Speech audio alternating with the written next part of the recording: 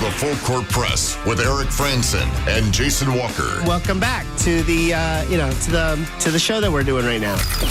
Following the local teams, breaking down the biggest games with in-depth analysis and team interview. Join the show by calling into 435-752-1069 or text 435-339-0321. It's the Full Court Press. Rose, ends it. Yes! Caught! Touchdown! They did it!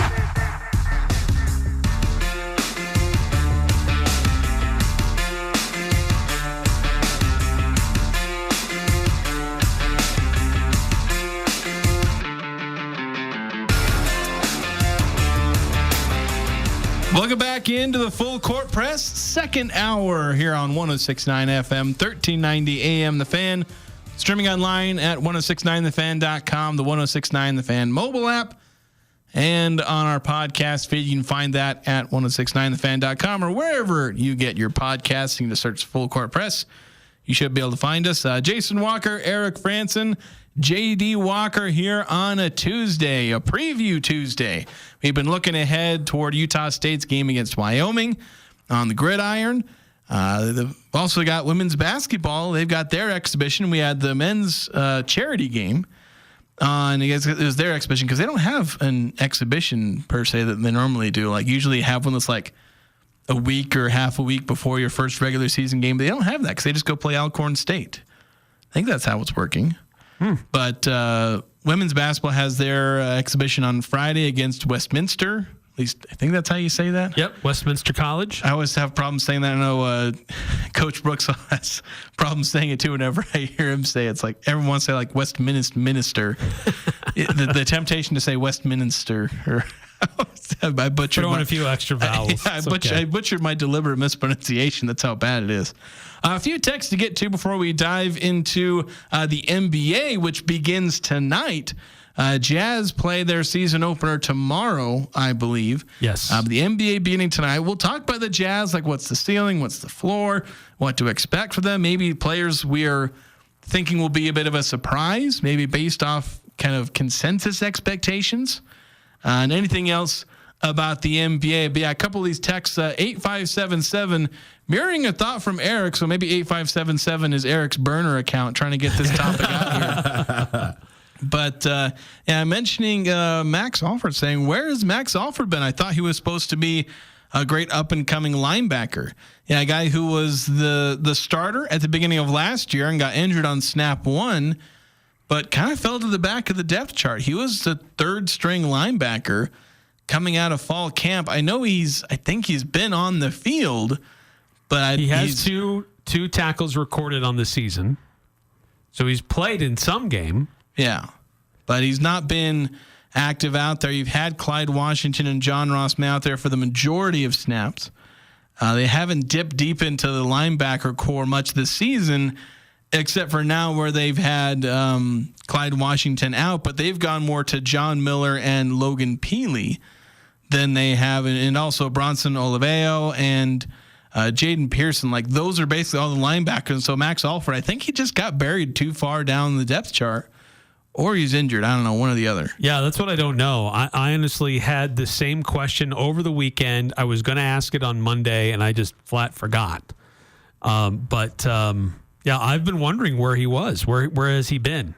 Because this was a guy that showed a lot of promise as a young player at the linebacker position. Kind of got pushed into a role a little bit early because of injuries ahead of him. But when he was in that role, he looked like he was going to be pretty good. But then had a major setback last year, but appeared to be on track to be able to play this season. So I don't really know his status.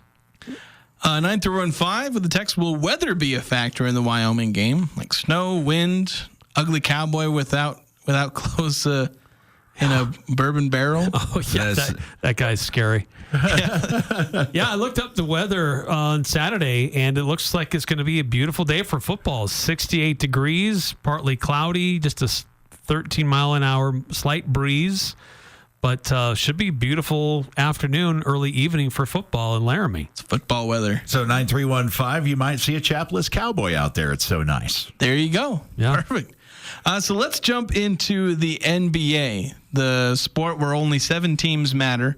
The two LA teams, Miami, and Boston, New York. Is that 7? That's not even 7. But yeah. So however many that is. Golden State, you got to throw Golden State. Yeah, Golden State. So however many that comes to, that's all the teams that matter. You don't need to know about any of the others. And if stars play for the other teams, they will end up on one of those major market teams. That's all you need to know about. Anyway, let's hit a break here on the phone. Just kidding. We're going to have to put a couch in here for NBA season for Jason. Jason, tell me how you really feel about this stuff. Of course, the big news tonight, the Lakers open their season. Of course, you start with the Lakers. Well, I'm a Lakers fan, but I'll give you a pass on Bronny and that. LeBron on the court for the same time. They got the Griffeys. Yeah, the Griffeys are coming into town to see it, and I'm totally over it. It's a gimmick. It is. It's that's the kind of frustrating thing is that you have something that's entirely fake. Yeah. With this whole thing, yeah, it's just it's WWE, right? This is World Wrestling stuff. This is gimmick. This is scripted. This is sports entertainment. Yeah. Look, I get the significance of it and how rare it is, but this is the only reason Bronny is even there is because of LeBron. Yeah. Bronny did not earn the right to be on that court. Yeah, if his name was Dan Smith, he wouldn't be in the NBA. Ken Griffey Jr. absolutely earned every opportunity to be on the field. And his dad. And so did his dad. This is a totally different situation. So I think it's total gimmicky and just gross that they're pulling the Griffeys into this. But I get it. I understand why they're doing it, but I don't like it. I'm an old school Lakers Showtime fan. Give me James Worthy and Kareem and the guys. I have more respect for the Ripkins, the Boone family that played all together, the Griffeys, the other families that we have like this. The reason why Bronny is a Laker is because the Lakers didn't want to lose LeBron in his, AARP days. So it's kind of. The team's not going anywhere. It's sad. So I actually like to put on the Jazz cap and watch because I can get excited about Keontae George and the future of the Jazz when LeBron and for the next 50 years is going to hamstring the Lakers. Young players that will still be in the NBA when LeBron James has retired. In 20 years or something like that. You can imagine how many days does Bronny James stay on a roster after LeBron is retired? Like 0. Anyway, I don't know. I mean, he's got. I need to stop being a hypocrite and talking about. He's got to do something in the G League to prove that he can even play at this level, because he's undersized for what he likes to do. And just in the NBA, that's tough. But maybe he still has that opportunity. He had a setback in college with his health, but maybe he has NBA potential, but he doesn't have it right now. He's not an NBA player today. Waiting for the day that Bron retires, because then Bronny will leave. And Bron will go do the Las Vegas NBA expansion team, and then I don't have to deal with the father-son daddy ball on my basketball team that I've loved for 40 years. So it's kind of frustrating, but really excited. I've watched more preseason action for the Jazz. I haven't watched any Lakers ball. I really like what I see from the team coming up. I know I'm the optimist of the group in here, like eternally. This is not the team to be optimistic about, JD. But I love Walker Kessler, Texas Ranger. He's showing me some defense. It seems like he worked pretty hard in the offseason, and he's getting 3 or 4 blocks in limited minutes as the Jazz go through the preseason. Yeah, and see, I love Walker Kessler, too. Of course, I'm biased for a couple of different reasons, but and with this Jazz team, it's tricky because you look at a team that you want to love so much, and you love all the players, and you want to see them win, but you understand, look, this team's going to struggle, and they're not going to have the same, high talent level, or at least the ability to execute, because there's talent with a lot of these guys, but it's putting that together and being able to execute when it matters most. And you've seen that a lot over the last few years where you see the ceiling of a lot of these players, but they only play at their ceiling for like 30% of the game.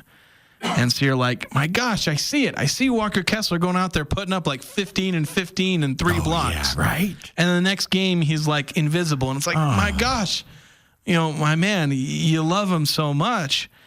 And, but that's why they're going to struggle a lot this season. It's not for a lack of talent. It's not for a lack of coaching. It's just going to be a massive lack of consistency, I think, and just the youth that tends to bring on that young rosters. Yeah.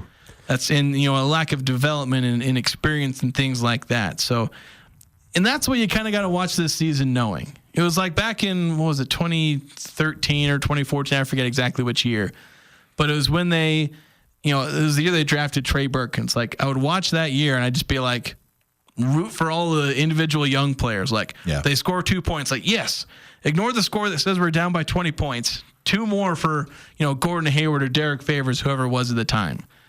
And I feel like that's what it's going to be like this year. Like, oh, there, Keontae George is up to 13 points in the third quarter. And no, we're down by 13 to the Heat, but whatever. It's Keontae George having a good game, or Walker Kessler. Like, I feel like it's going to be that kind of year for the Jazz. I've been following, like, my stat so far is assists. Like, I want to see the ball distribution from Coyler, Sexton, and also Keontae.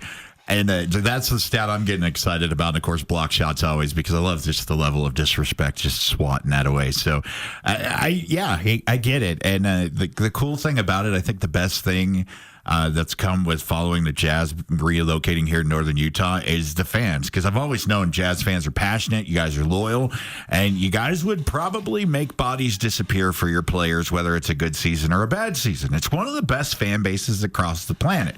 And I love being able to root for these guys, and I'd love to see them successful. So I'm going to be the eternal optimist and hope we make the playoffs this year, and they actually put something together a little bit with Danny Ainge and company. I know Jason and Jason's eyes just got wide, and Eric's just like, young Padawan. I was thinking of the over-under win total at like 29.5, and how most people are picking the under.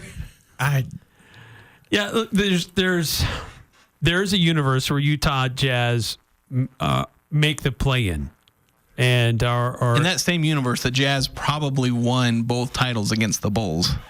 Well, look, because I think Will Hardy is a good coach. I think there are some very solid veterans on this roster, and some young guys with some promise. So I think the ceiling would be play-in tournament. I think to go above that is you're clearly on drugs, and I need some.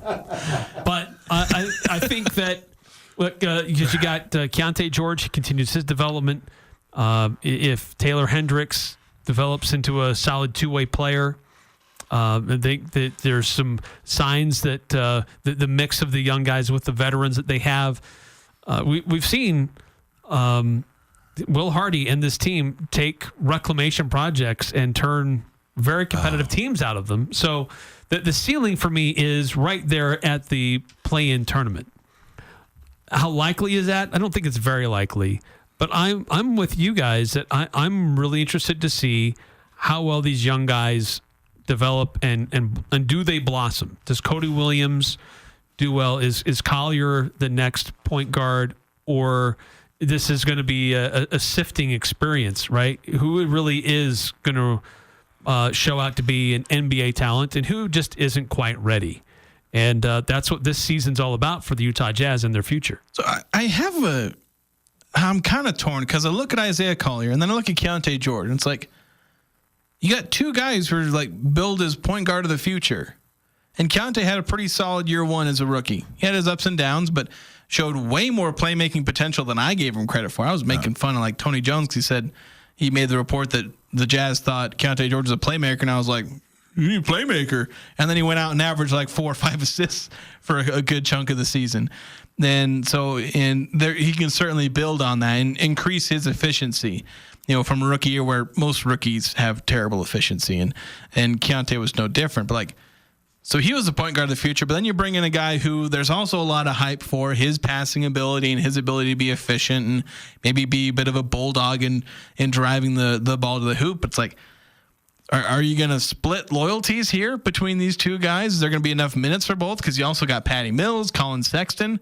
I know Sexton's going to be playing more of a shooting guard role, which that's what he should be doing. But still, there's a lot of minutes, or not. I should say maybe not enough minutes for both guys to truly develop and get all the time they need. Or maybe there are.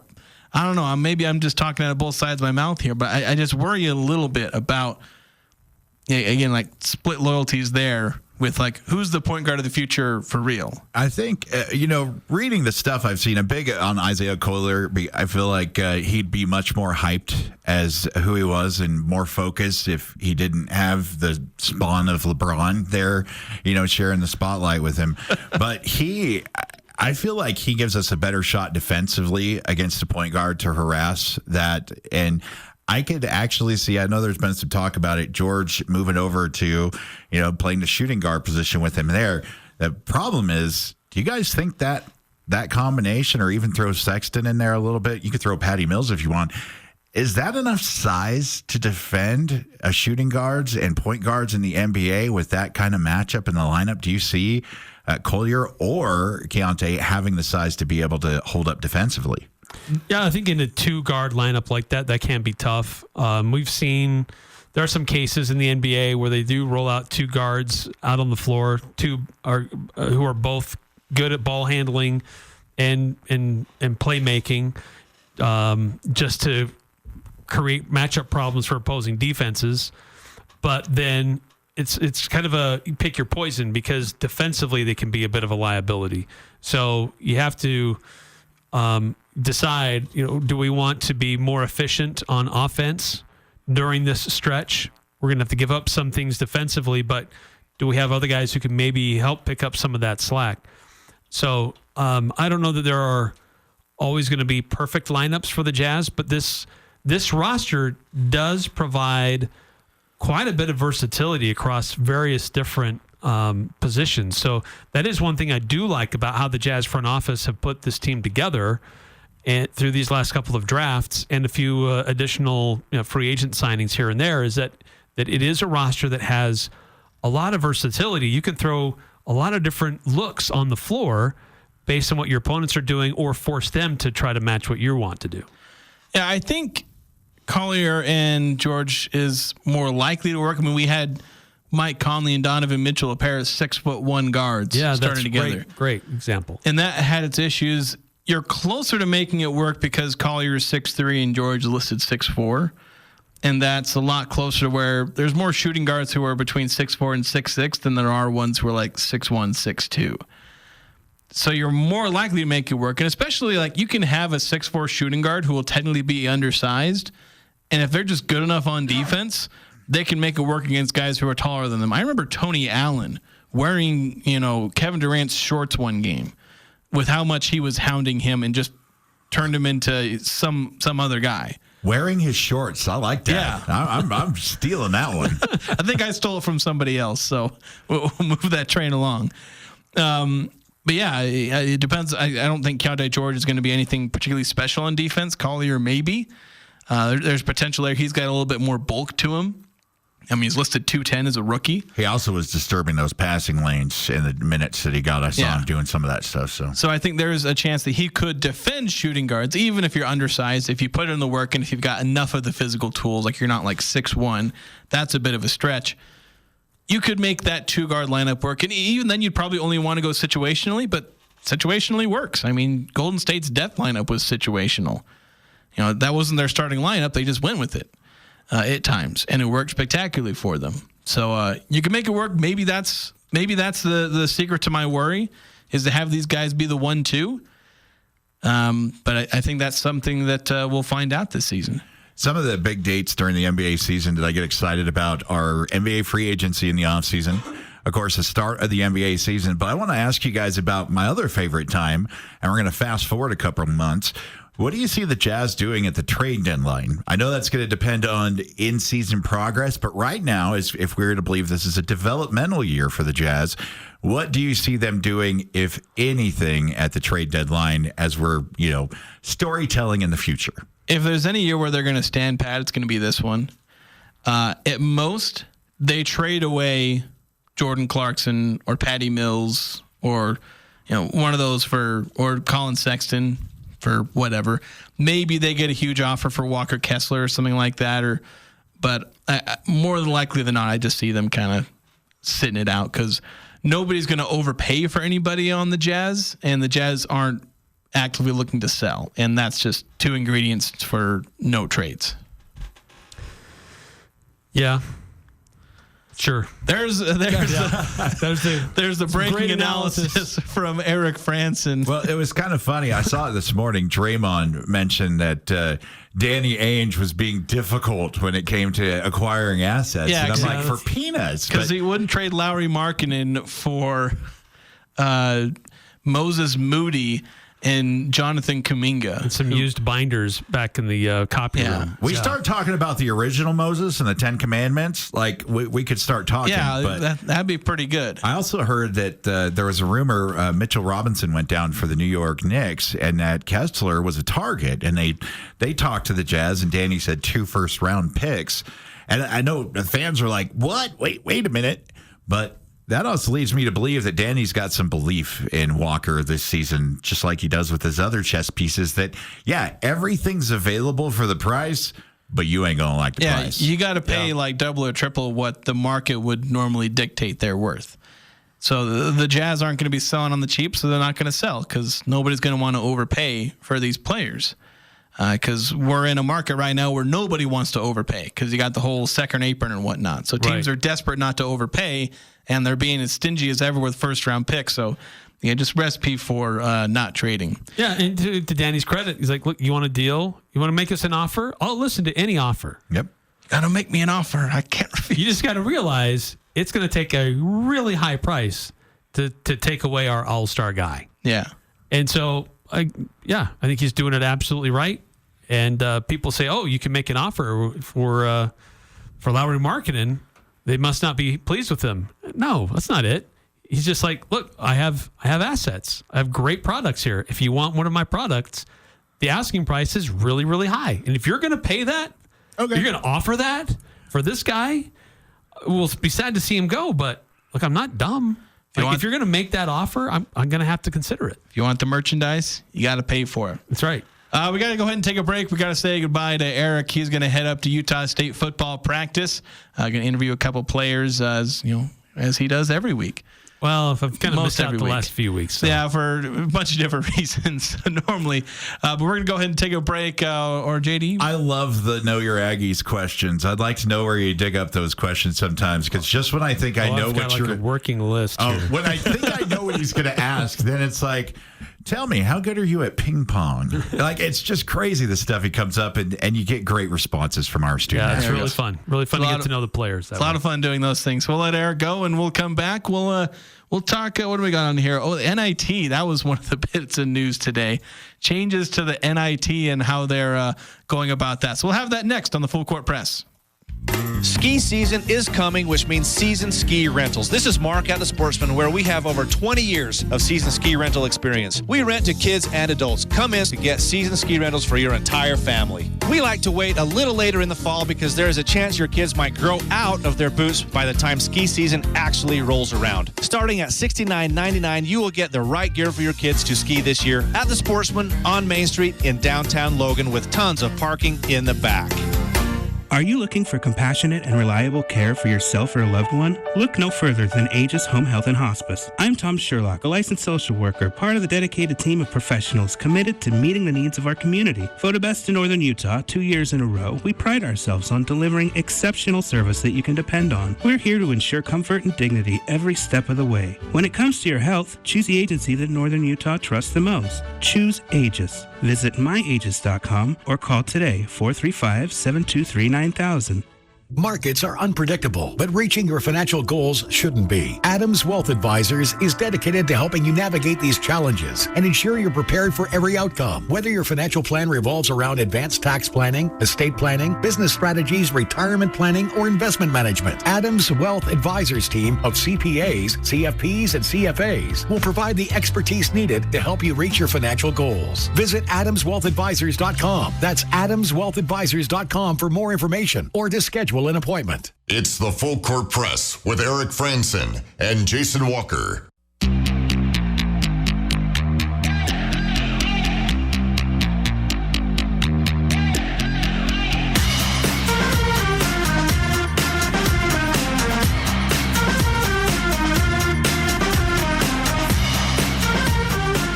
(435) 339-0321. That's the number to join the Full Court Press via the Full Court Press text line. Jason Walker, JD Walker here. We've let Eric Frandsen go. He's going to go talk to, I believe it was Jaden Francois and Philippe Allo. One of the Francois, I believe he's nickel or just defensive back in general. I know he's played that nickel or used to call it striker position. He was spying Dampierre in the first quarter of the New Mexico game and was doing a great job doing it. Yeah, they did a lot better in the first quarter stopping him. He was awesome. Yeah, the second, third, fourth quarter starting to slip a little bit there. But starting off well, and hopefully they can start off well against Wyoming and continue that. And we'll keep previewing that throughout the week as we get closer and closer to Saturday's game with the Aggies going up to Laramie to take on the Cowboys. And I dropped my important paper that has my notes for the next topic. But it's about the NIT, JD, and they've made some changes. I forget exactly where the changes were because I think it used to be you could get an auto bid to the NIT if you won a regular season title for one of the 20 conferences, I think. And if you also didn't make the NCAA tournament. And if that was true, you get into the NIT automatically. And they removed that. And now they've made a couple more adjustments. This is where I got to dip down and find my piece of paper so I can read off the changes. Thank you for listening to the Full Court Press. You can join us by hitting us with a text line right now, and Jason's back. I thought you were about to say your call is very important to us. We're trying to reach you about your car's extended warranty, Eric Frandsen. Hi, Eric. May very well be listening to the show. May have just jumped on his way up to practice. So the NIT, the National Invitation Tournament, they created basically their exempt teams is kind of the term they use. So the dumb part of this is that the top two teams from the ACC and SEC that don't make the main NCAA tournament, they just get in.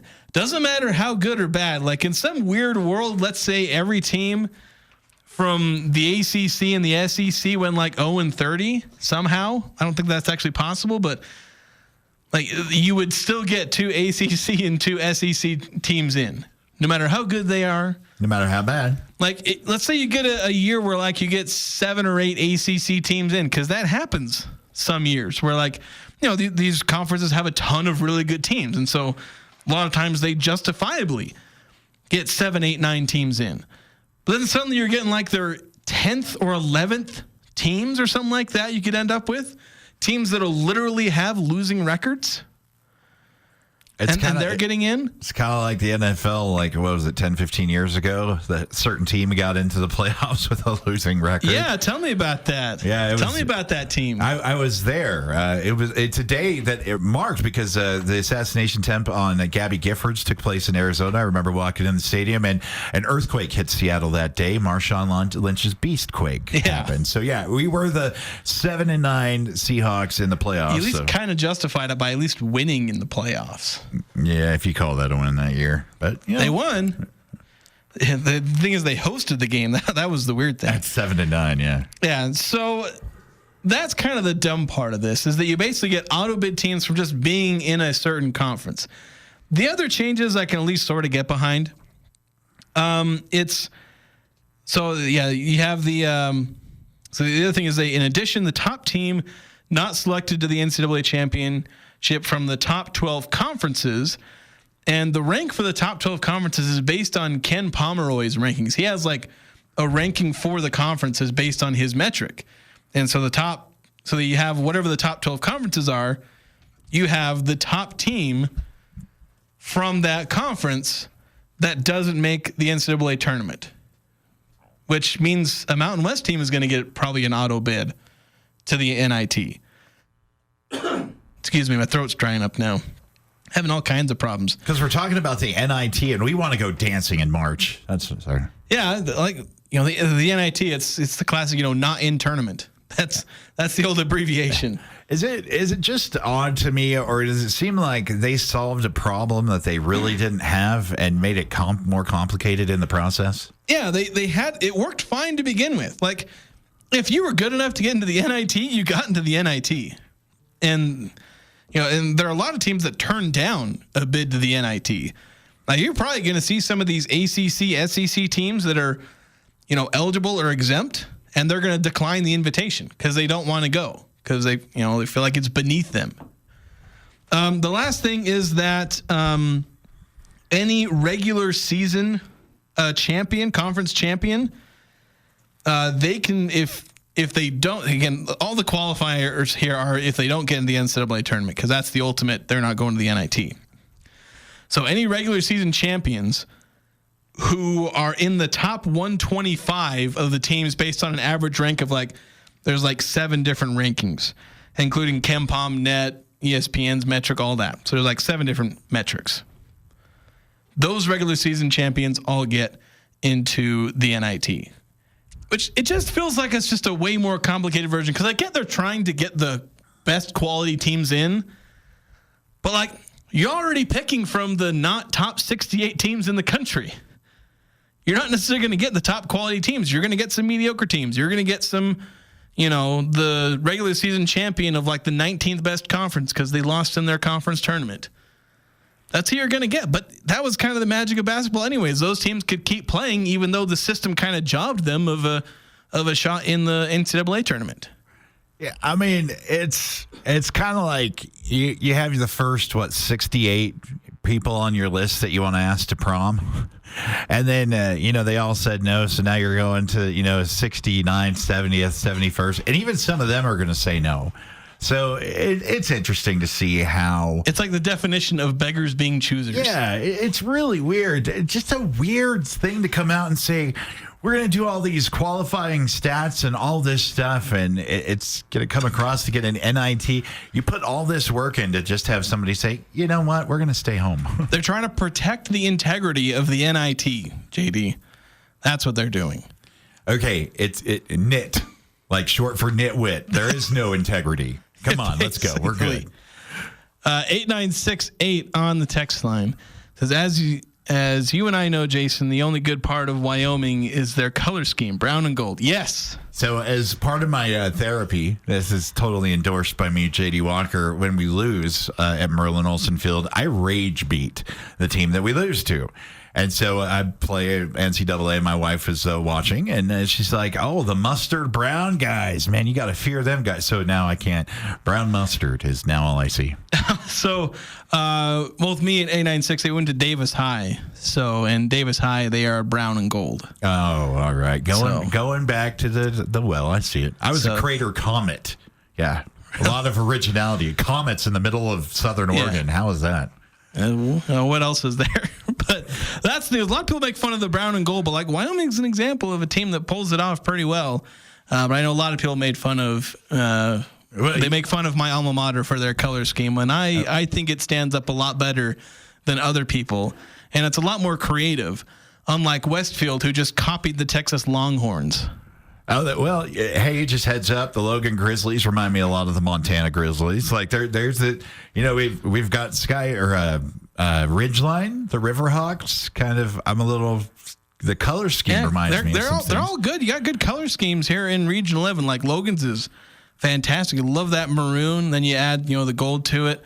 Skyview, classic sky blue. You got a pretty solid green.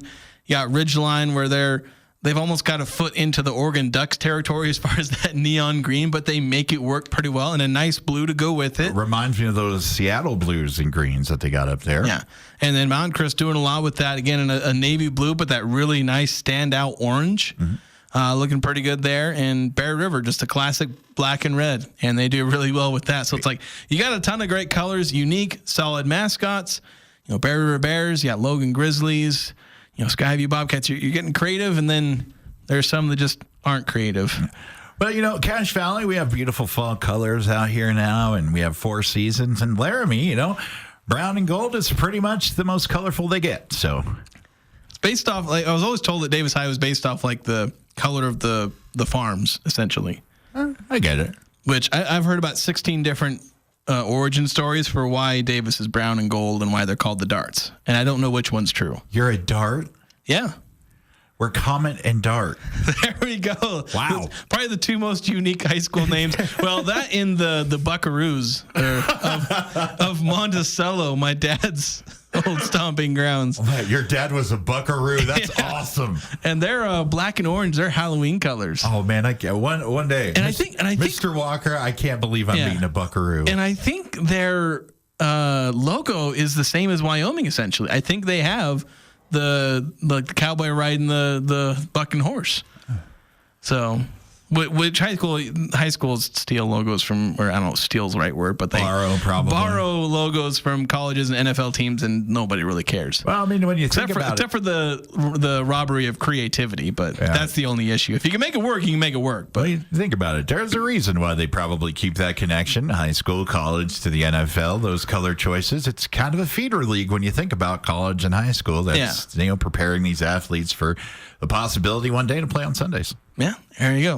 With the NIT, we got off on a tangent. 8968 sent us way off, talking about high school mascots and color schemes. But that's what the text line's for. It is kind of correct us. It does. It gets us talking about things they want us to talk about, because that's what we're here for. But I guess just the final point in the NIT, and we can jump to a break. But it's just that it definitely feels like they're trying to fix something that wasn't really broken, all because they're just trying to engineer ways to get more ACC, SEC back into the Big 12. Just they want more of these power conference teams because they think that's what people want. Yeah. And I think these guys need to understand that that's not necessarily what we want. You realize that everybody watches these smaller teams a ton during March Madness because that's who they're wanting to watch. Now, granted, more of that is just because they're in the NCAA tournament. I don't know if they're turning out in droves to watch, when Indiana State went to the NIT last year because they got robbed of going to the tournament. Maybe for the NIT, it means more that they have these bigger teams, at least more well-known teams with larger established fan bases. But the magic of college basketball in March isn't tied to the Dukes and the North Carolinas and all that. It's also exhibition time for college basketball. They're doing a lot of exhibitions, charity games, and stuff like that. The secret scrimmages where they're literally posting box scores. Not so secret. And so if you're the NIT, you want to be like, hey guys, don't forget about us. We're doing something that's not necessary, but hey, we're gonna do a press release about it, and it's gonna be a news story that you guys will talk about it. We're still here. Right. And a bunch of people getting mad about it because it's you already screwed up. I know the NIT isn't the biggest deal in the world, but it was something. It's something that team like Utah State talks about how they've been to I don't know the exact number, 5 or 6 straight postseasons. They word it that way so they can include the NIT in there. It's a somewhat prestigious postseason tournament. It's not the big dance, but it is a dance. It's Fragile, a prestigious award. 9868. What an amazingly small world we have. 8968. 889. I'm a little dyslexic there sometimes when I reach that worries. back. To JD, my granddaughter played volleyball for the Crater Comets in Central Point, Oregon. She now plays at Southern Oregon University. That's my old stomping grounds. There you go. Great friends that live still there in Central Point. We go back about once a year. And Crater Comets, it doesn't look like the school I remember. They got it all upgraded and stuff. And I remember when Southern Oregon University was SOC, way back in the day. So it's kind of cool. The world's so small, man. There we go. It's a small world after all. 9-5 saying that might be what BYU basketball fans want, but not most of Americans. BYU with 8 in the NIT. Oh, thanks. Yeah, they say they want bigger teams in something like the NIT, but it's maybe just allow the teams that earn their way in through their regular season success. Because really, the bigger teams, if you're looking at the top teams in college basketball, let's say the top 50, they're going to look at getting an invite to the NIT as a kind of a lost year or a down year. It's a failure. You want to get to the dance. So I understand it and I get it. And I'm fine with BYU going to the NIT for, 20 straight years. See, and my hot take is that you shouldn't even have conference tournaments, and it should just be the regular season title winner gets a bid to the NCAA tournament. Or have it be where, and this is where if they expand to the tournament, which they shouldn't, but they will, then it should be both the regular season and conference tournament champions get a bid. Or just the one, if it's the same, because that obviously happens a decent amount. Not so much last year. think last year it was almost like a record low of regular season title winners that also won the conference tournament title. But it's probably something that's coming. And you know what? Sports are scheduling more games. The seasons are getting longer. And if March Madness turns into a little bit of April Madness, like it already is. I know. Half of the tournament is played in April. But if we can start getting to May Madness, like it might get me to a point to the NFL preseason starting to where I can just kind of carry that momentum. I think the problem is there's just a point where it gets too big. And my other take, and I don't know if it's hot or not, is I word this specifically, but if you deserve to be in the tournament, you are in the tournament. Yep. Now, mind you, there's only like 30 teams that deserve to be in the tournament. So there's like 38 other teams that you were just lucky to get in. And then there's 15 teams that you were just unlucky to get left out. But if you deserve to be in the tournament, you're in. And if you get in anyway, Yeah, good for you. And if you didn't, well, it sucks to suck, I guess. You're absolutely right. Like, if you're on the bubble to get into the NCAA tournament, you're not on the bubble because some media guy said you're on the bubble. You're on the bubble because your record says because you didn't deserve to get in. This is how it is. And there's some cases where you could argue somebody deserved. Like, if you go to really specific cases, you could find somebody that I would say deserves to be in, and they didn't get in. But like 99% of the time, You're talking about if you deserve to be in, you got in. That's just the way it is. We got to take a break, and then we're going to let JD talk about his favorite subject, hockey. We're going to talk Utah Hockey Club. Oh, I thought we were going to talk tacos. Oh. Burritos. Nachos. Okay. His second favorite topic, hockey. Here in the state of Utah, Utah Hockey Club starting 4-1-1. I believe we're actually going to be talking to the play-by-play voice of the Utah Hockey Club tomorrow. And so we're going to have a couple of different days of talking hockey. But the hockey club, they really need a nickname because it's weird saying hockey this many times. And just call them Walkers on Ice. The Walkers on Ice. We'll talk about that next here on the Full Court Press. Cold weather is here, which means you'll be using your gas fireplace again. Let Advanced Fireplace and Stove, the 4-time Best of Northern Utah gold medal winner, help you get it ready for those cold Cache Valley winters. Schedule a service call with one of their service pros today and receive 20% off if you mention this ad. If you're building a new home, Advanced Fireplace and Stove can design and install a heat and glow fireplace. From traditional to modern, Heat and Glow has something for every design and every budget. Find out more at advancedfireplaceandstove.com. Hey, this is Jarek with Jarek's Fine Jewelry. This October marks our 16th year anniversary. So to celebrate, we want to treat you to an anniversary date. Make it a date night on us. Come engagement ring or anniversary ring shopping at Jarek's Fine Jewelry. We have thousands of designs to choose from, including the newest custom designs. With no strings attached and no purchase necessary, we will buy you dinner at Sweeto Burrito or a sweet treat from Yumberry the entire month of October. Come engagement ring or anniversary ring shopping, and date night is on us. Make it special, make it Jarek's. 22 years ago, Cafe Sabor opened in the historic train station. Come celebrate this October as Cafe Sabor says thanks. Thank you to the hundreds of amazing employees and thousands of wonderful customers that have made Cafe Sabor Cache Valley's favorite Latin restaurant. Receive free spinach artichoke dip, free fried ice cream, or churros with the purchase of 2 entrees. A simple but delicious way to say thank you. Free spinach artichoke dip, fried ice cream, or churros at Cafe Sabor's 22nd anniversary celebration. See server for details. The Aggies, Jazz, high schools, even the Pee Wee's T-ball team. It's the Full Court Press on Sports Talk Radio, The Fan.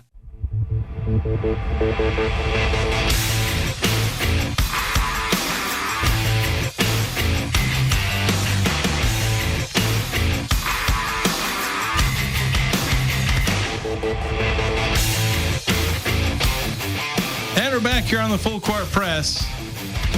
Jason Walker, JD Walker.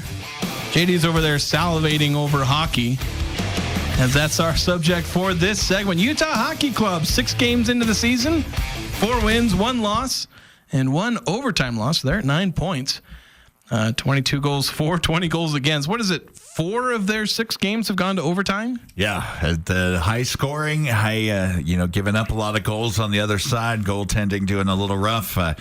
Jersey out long term with an injury, months before he comes back. So it's been a great start, though, for the team. They're able to make it happen. And the cool thing is you go into overtime in hockey, and each team gets rewarded with a point. It's like, thank you for participating in 3 quarters, and you're going into the fourth. Here's a point each.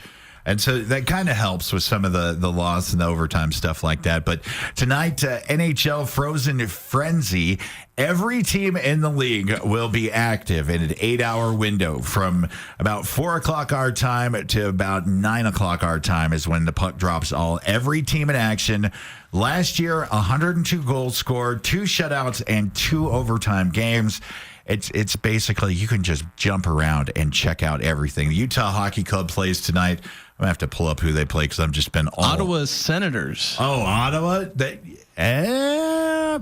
got Linus Ullmark as their goalie there that they brought in from Boston. Big goaltending stuff there in Boston that they had going on. But Ottawa 3-2 on the season, 18-19 goals for. They have a negative goal differential despite the winning record. And looking at their stuff, they kind of struggle with the goaltending on their end. And that's kind of shocking because Ullmark, one of the best in the business to do it, but also kind of a young Ottawa team with some of that back defensive stuff. So I really think we should pick up the W tonight. Connor Ingram starting in net. And when Connor Ingram's in net, he's given up the 3.29 goals a game, which is not great. But you can't argue with a 4-0 record. They're... Is it 4-0 with him? Yeah, 4. Or I thought he was in net for the overtime loss. Technically 4-0-1. Yeah, 4-0 so it's kind of we don't count those. You can't even say unbeaten because they lost in overtime with him there. So. Yeah, it's a funny way of how they do their stats, and I think it ties to their contracts and stuff. So you can word it funny. Yeah, however it works, but. Yeah, the interesting thing, and I know we're probably going to dip into this tomorrow a little bit too, but the one weakness, the thing we were worried about with the hockey club was defense, a little bit of goaltending, and they've lost 2 of their defenders for months. One of them kind of confirmed out 4 to 5 months, the other just vaguely out 4 months. And it's kind of you got the star defender, the guy whose name I still can't pronounce, Sergachev. He's the man. He's still in there. He's still trooping along, but a lot of the guys around him dropping like flies. Yeah, you got Michael Kesslerling that's kind of a young kid that's coming up. He had the game-winning goal, didn't he? Yeah, he had the game-winning goal the other night. But they've got some youth in that back. And, now looking at where they're at with missing 2 the blue line guys long-term, I could see General Manager Bill Armstrong kind of move to get some D-line help.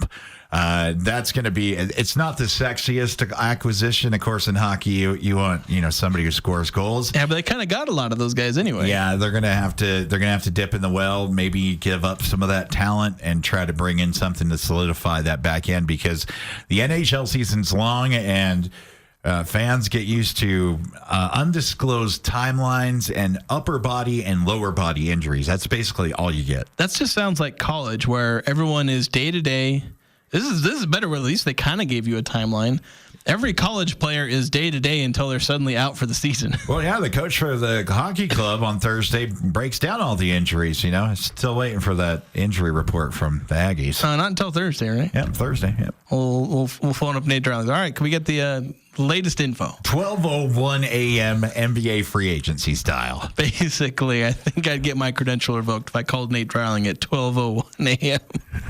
The good old days when you used to be able to star 67 and then block. I wish you could ghost and say, the White House is calling or something. It's like that. These days, if your caller ID says the White House, you assume somebody's scamming you. That's true. Could you imagine if it was actually the president asking you, hey, Jason, what do you think about the matchup between Wyoming and Utah State? And you just let it go to voicemail. Just I don't know. Sorry, man. I don't get into politics.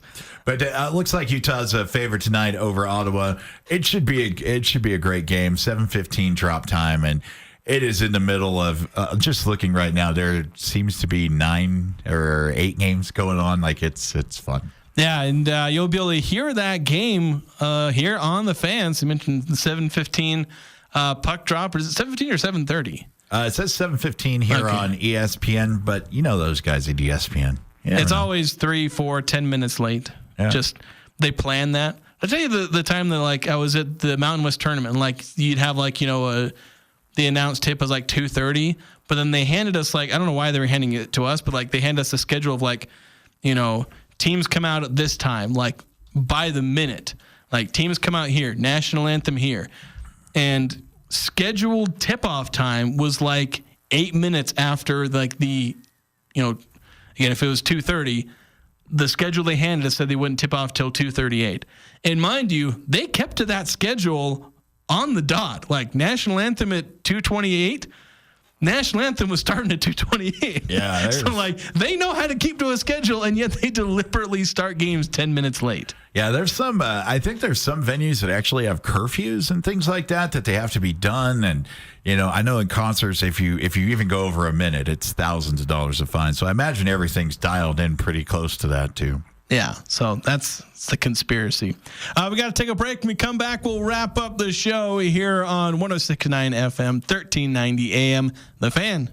Elements has delicious lunch specials. Soup, salad, and bread for just $10 is tasty and quick. Elements lunch menu is full of scrumptious items. Wood-fired pizzas are an excellent choice that include barbecue chicken and the bee's knees. The fresh battered halibut fish and chips with seasoned fries is always a hit. And don't forget the fan favorite, Chipotle fried chicken sandwich. Thursdays, enjoy Elements house-made smoked brisket, casual or professional. Open Monday through Thursday, 11:30 to 8 p.m. and Friday and Saturday, 11:30 to 9. Visit theelementsrestaurant.com for reservations. Hi, this is Ashley with LSS Insurance. If you're looking for Medicare coverage that truly works for you, now's the time to act. The Medicare annual enrollment period is here, and it's your chance to compare all your options. Whether you're considering a supplement, Medicare Advantage, or Part D prescription drug plan, call 752-9493 and let us personally walk you through your choices. No cost, no pressure. Call LSS Insurance at 752-9493. LSS Insurance, your local health insurance specialist. The convenience and security a Generac backup generator can bring is unmatched. Golden Spike Electric is your local source for Generac sales and service. Act now, and for a short time, take advantage of Generac's free 7-year warranty. Get yours today at Golden Spike Electric, your trusted source for safety and security. Generac keeps you in control. Golden Spike Electric, powering your peace of mind. Online at gsegenerators.com or call 257-3016. They also service other models. When it comes to home care, it's important to know you have a choice. If you or a loved one is in need of hospice or home health services, remember that Primrose Home Care and Hospice believes in treating the patient as well as the problem. We work directly with you and your doctor to create a health plan that's catered to your needs. Our team is devoted to providing options in the freedom and safety of your own home. Visit us at primrosecare.com or call to schedule a free consultation. Primrose Home Care and Hospice, your local hospice and home health provider since 2006. They never could play it, but they sure can talk about it. Eric Frandsen and Jason Walker on the Full Court Press.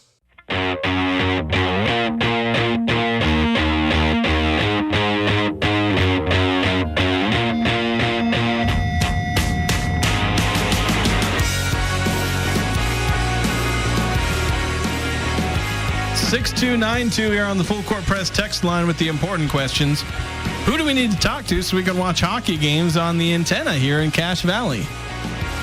Wasn't aware if it was a problem, because I know some people watch it on antenna and it's like channel 16 or something like that, but I don't know. Apparently, is there a problem with not being able to do that anyway in Cache Valley?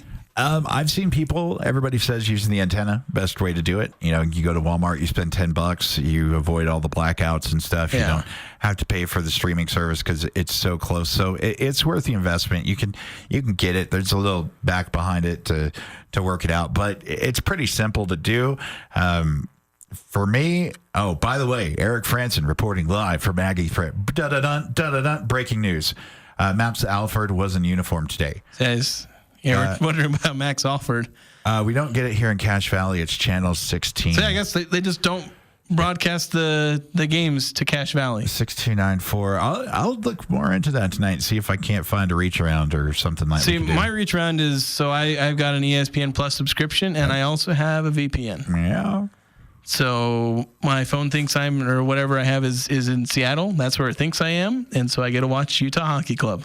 Oh, that's nice. I mean, that's the workaround. That is a way to do it. But that's more of a if you already have all this infrastructure set up, because otherwise, like, are you going to pay for the $80 Hulu plus ESPN plus all that I'm paying for? Yeah, it's kind of sucks when you think about it, and that's a strong word, I guess. But when the team's only 90 miles away and you're getting blacked out and you're getting things like that, we had a little discussion about the blackout stuff, which is it's stupid. Nobody likes blackouts. It's just dumb. But they cling to it because they say that it would hurt the businesses because, won't somebody please think of the poor billion-dollar businesses? Yeah, because let's take blackout restrictions away and expose it to more people who could freely watch it and then possibly buy merchandise, attend, and become fans.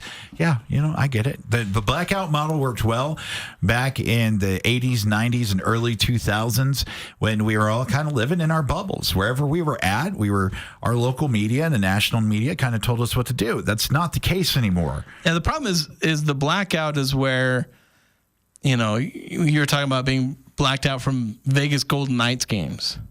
Being up here in Utah, like, seriously? Yeah. Whose money are you saving by blacking out those games? Like, when my mom trying to watch LA Dodgers games, she can't watch them when they're playing like Arizona or Colorado or it's like, who are you saving money from? I bought Center Ice last year to watch the Golden Knights, and then it's like, nope, you're blacked out. So I refunded it because I'm like, no way. Like, I want to support my team, so I'm excited about the Utah Hockey Club. I think it's going to do great here. They just announced a new youth initiative today, and I'm telling you, youth hockey in Utah will explode in the surrounding areas, and the popularity of the team will grow. I kind of transplant the Jazz fans to Utah Hockey Club fans, and I'm just thinking that the NHL is not ready to experience what it's going to be like for this club for the next 5 years. They're not even getting the full experience of the Delta Center yet. Yeah, I really think this is going to become a prime destination for NHL. I think the West is going to be where it's at. You see Seattle, Vegas,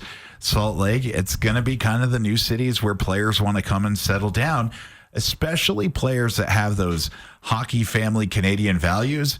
It really lines up to what we feel about here in Northern Utah. And I feel like I'm going to like NHL because I'm becoming disillusioned with the NBA in a lot of ways. Mind you, I absolutely still love the product the NBA puts on the court. And just about everything else I hate about the league.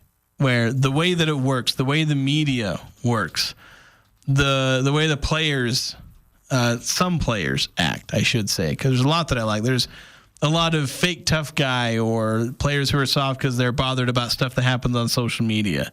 And it's not like the NHL is exempt from that because you're going to get those types in all sports. But I get the impression the NHL is not about that. They're not about players fleeing to the biggest market. They're about, they're more long-term. They're more about, sticking it through with the small club and seeing if you can get them a championship. At least that's the impression I get. Maybe I'm completely off base. I've only been a fan of a hockey team for about 8 months. So I've still got a lot to learn as far as what the culture of the NHL is. But I get the impression that I'll be a lot more favorable towards the NHL as far as how the league functions as opposed to a league like the NBA where it's just like, holy cow, they don't know how to run a league healthily. In the NBA, and I know we got to wrap up. In the NBA, when your favorite player fights, he gets suspended for a couple of weeks. In the NHL, when your favorite player fights, you get to cheer him on. You get to cheer him on, and he spends 2 minutes in a box. Yeah, it's the best thing ever. Like, I started doing that with my toddler. Act out, 2 minutes in the box. Oh, I thought you were saying you were going to fight him. I'd lose to my toddler. So, a couple notes.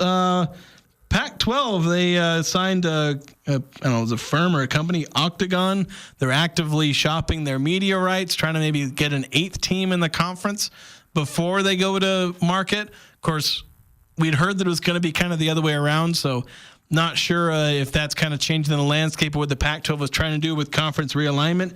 USU baseball, they ranked number 5 in the club rankings, so kudos to the baseball team having a great start to the season. And Real Salt Lake finishing 3rd in the West standings of the MLS. But that's going to do it for us tonight. Thank you so much for listening, everyone. The home for Sports Talk Radio, KLGN Logan, 106.9 FM, 1390 AM, The Fan.